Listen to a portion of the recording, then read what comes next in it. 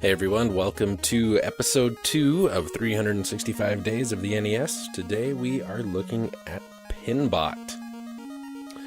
PinBot is one of the few pinball games released for the NES. This one was created by Rare in 1990 and was published by Nintendo.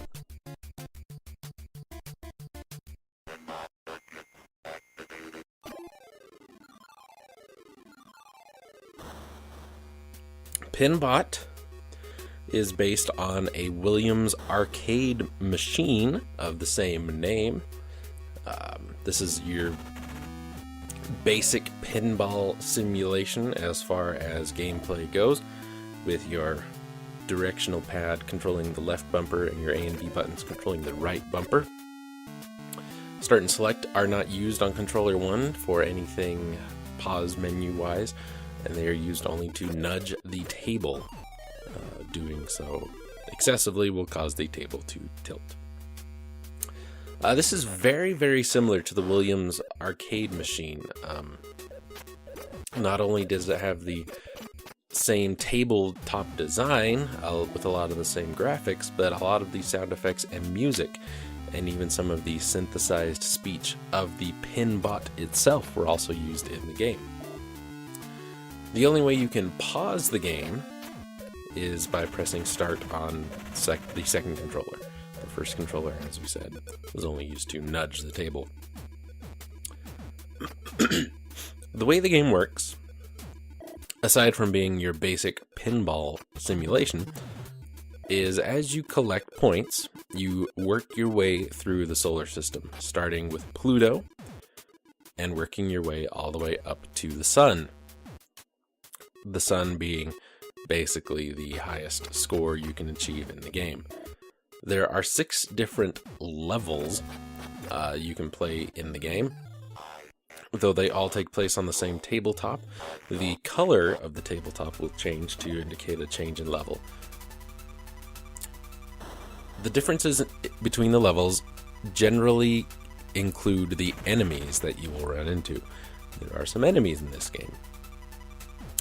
One of them being a blob, which will slowly work its way around the table, stopping on the sun icon, which will eat your ball.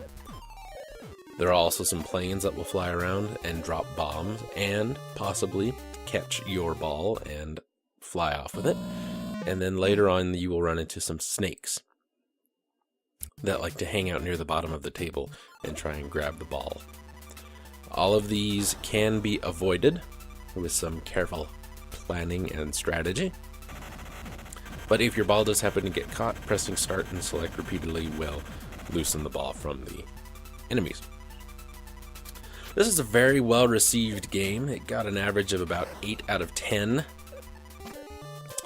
And was one of only about 7 or 8 different pinball games made for the NES that I was able to track down in my research for this episode. The game engine used for PinBot, being such a successful simulation, was used again in the Rare game High Speed, which was released in 1991, which was based on a pinball table designed by Steve Ritchie.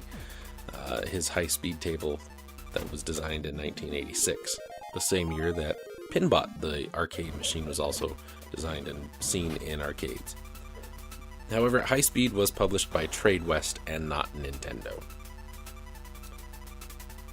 This is a game that I actually played a lot when I was a kid. I rented it fairly often from our local game store and had a lot of fun playing it. Never been a big pinball fan myself, but this was a very enjoyable game.